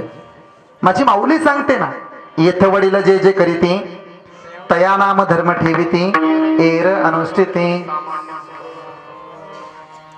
या जगाच्या पाठीवरती आई वडिलांनी जे करावं ते आम्ही जतन करावं, ही आमची संस्कृती आहे. म्हणजे महाराज तुम्ही नेमकं काय कराल?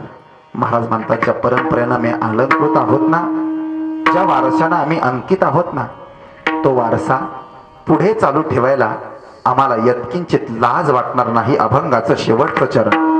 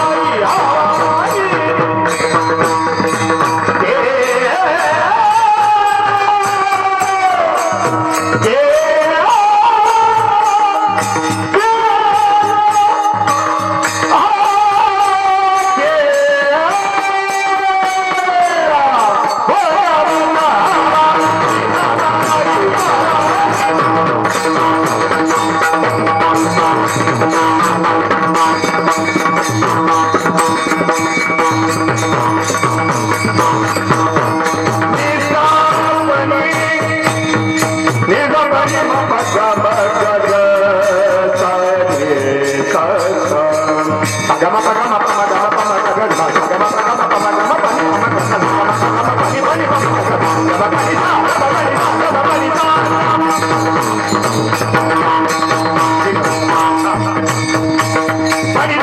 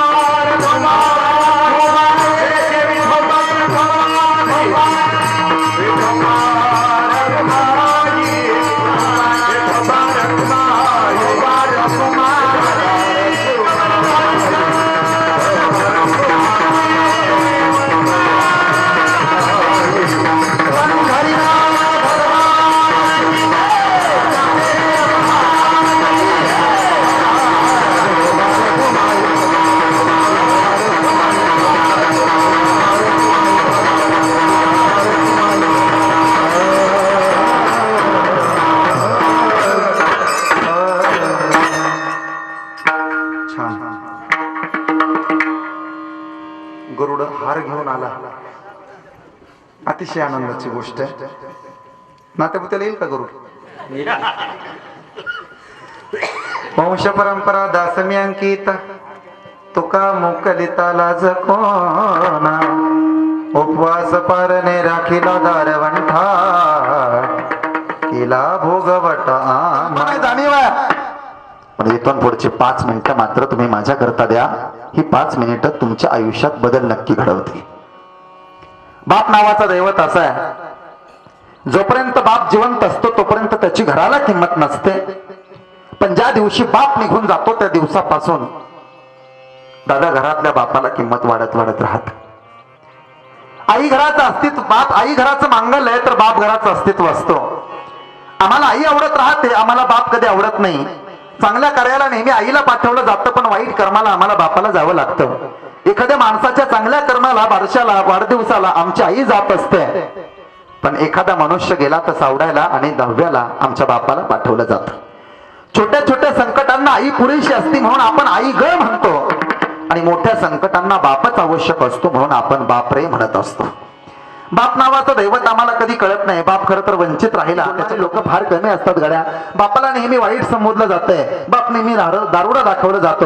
बाप नेहमी मारणारा दाखवलं जातो. बाप नेहमी ओरडणारा दाखवलं जातो. पण सांगेन मी आपल्याला, अरे आई असावी लागते ना, तसा बापही असावा लागतो.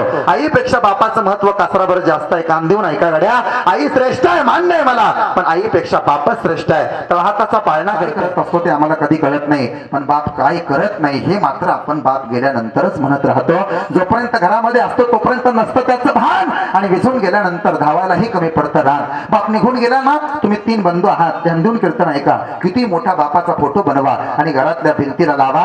किती मोठा फोटो तुम्ही भिंतीला लावला ना तरी बाप असताना जे घराला वजन होतं ते आता वजन उरत नाही. बाप नावाची शिदोरी पुरत नाही आणि सरता सरत नाही. जोपर्यंत असते तोपर्यंत त्याचं भान नसतं. निघून गेल्यानंतर धावायलाही कमी रान पडत असतं, हे लक्षात ठेवा. आई तळहातावरती 1 रुपया ठेवते तर पोरग उड्या मारत राहता, आईनं मला 1 रुपया दिला.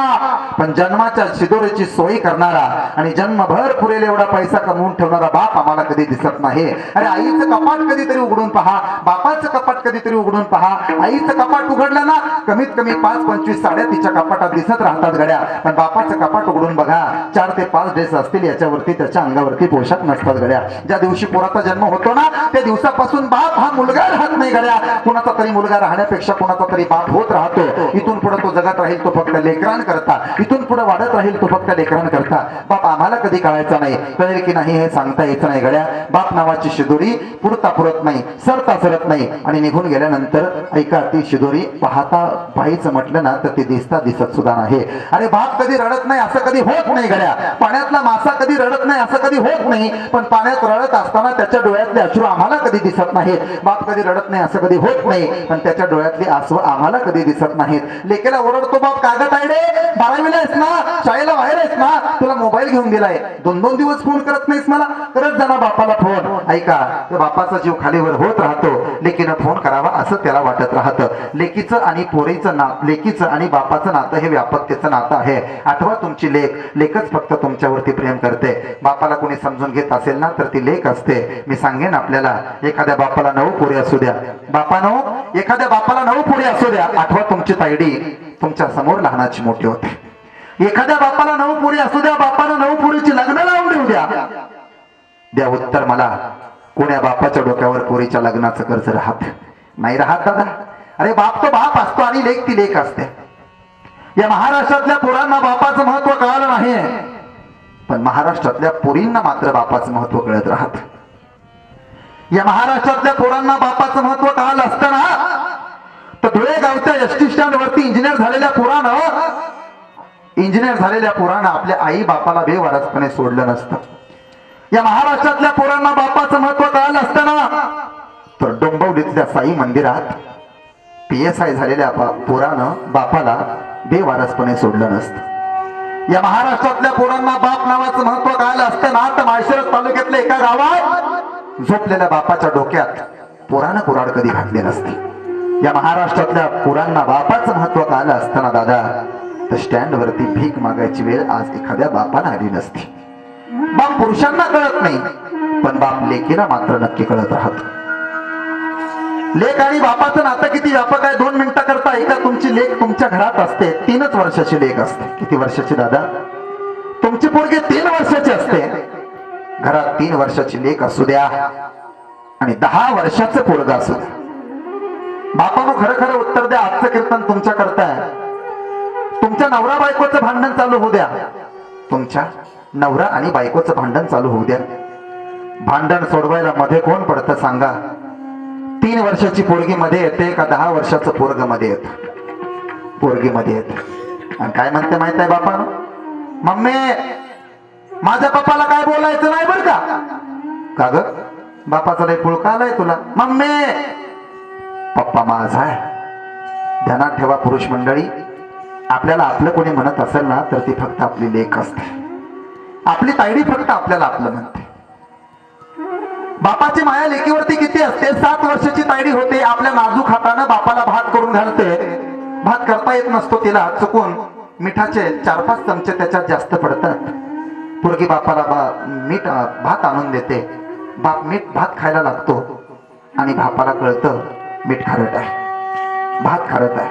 आई धावत धावत येते, नवऱ्याच्या हातातला एक घास घेते आणि ती खाऊन टाकते आणि थुंकून टाकते. काय गे पोरे, तुझ्या कुणी बनवलं होतं भात?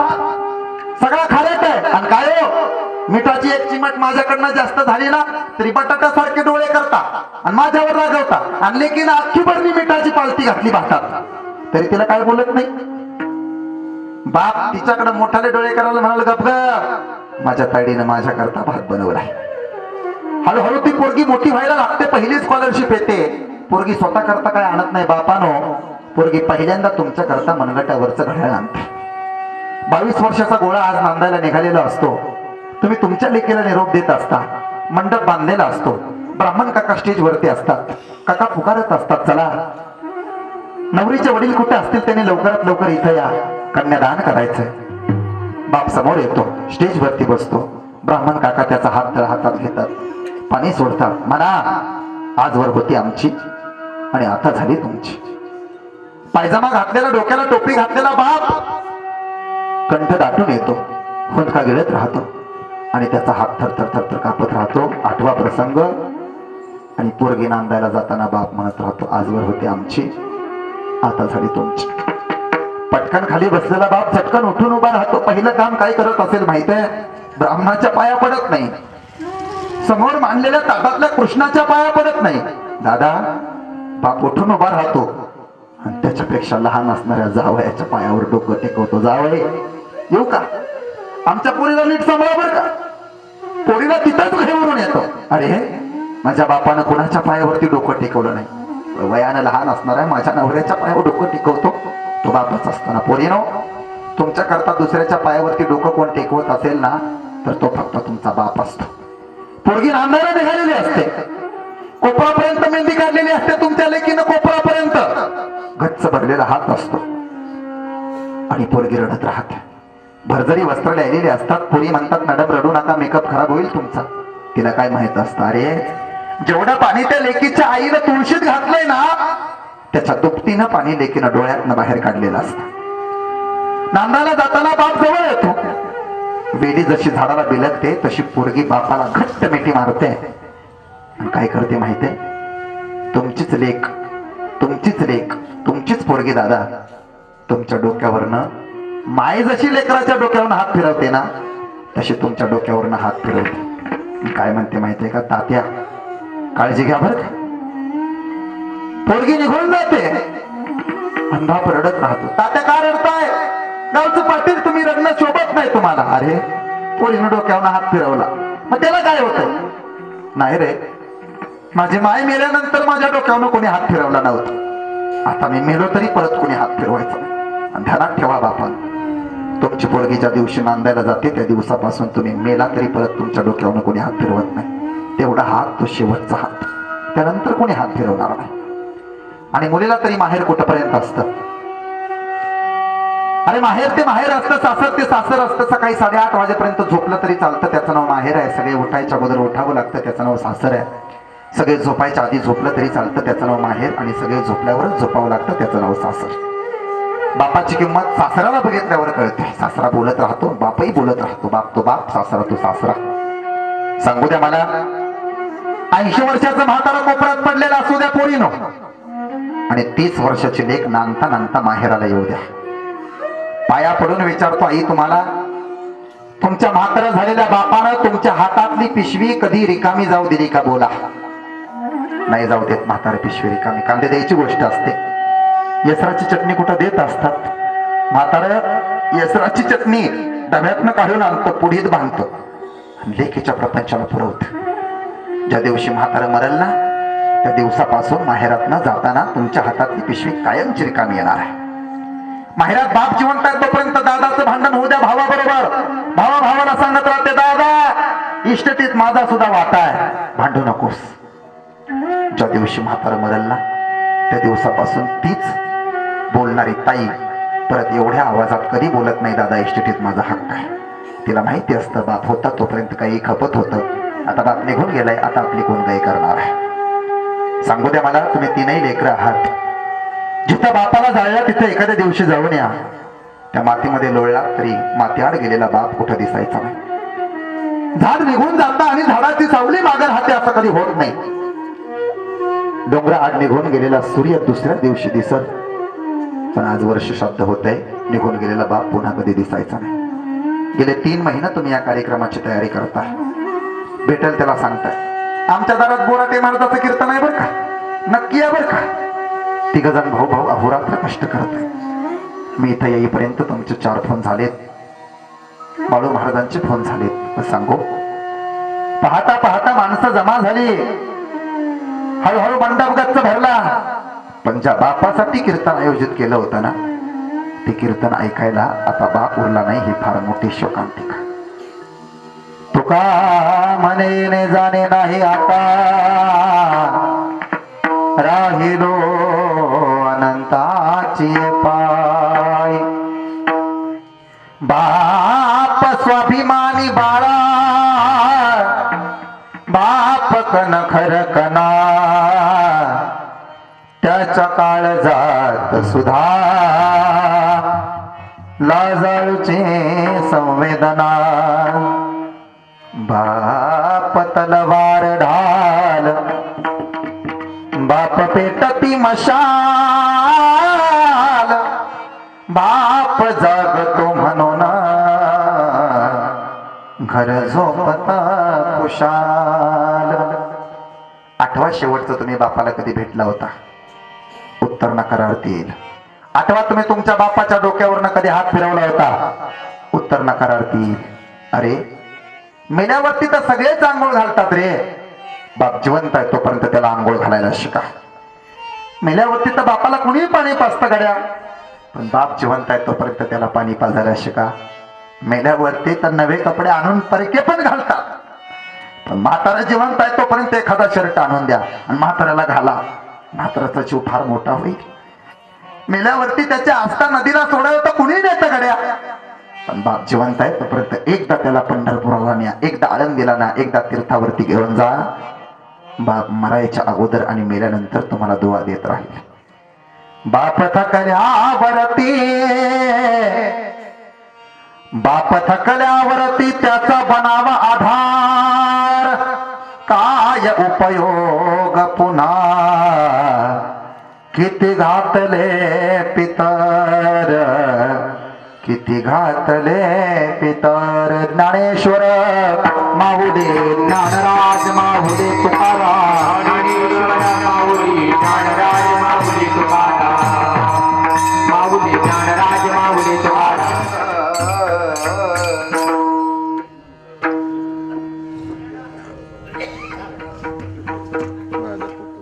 आज एवढा मोठा सोहळा तुम्ही 3 लेकरांनी केला. दिलीप दादा असतील, मला वाटतं संपत दादा आणि राजेंद्र दादा, बरोबर ना? तशी नावं माझ्या लक्षात राहतात, एकदा वाचलं तरी. खरोखर हा अतिशय चांगला परिवार आहे. 2ही लेकर आहेत, दोनही कन्या आहेत. आई पाठीमागा आहेत. आई साहेबांना उदंड आयुष्याला भाव. मला वाटतं बापूंच्या गळ्यात माळ होती. बापू भजनी मंडळात असायचे.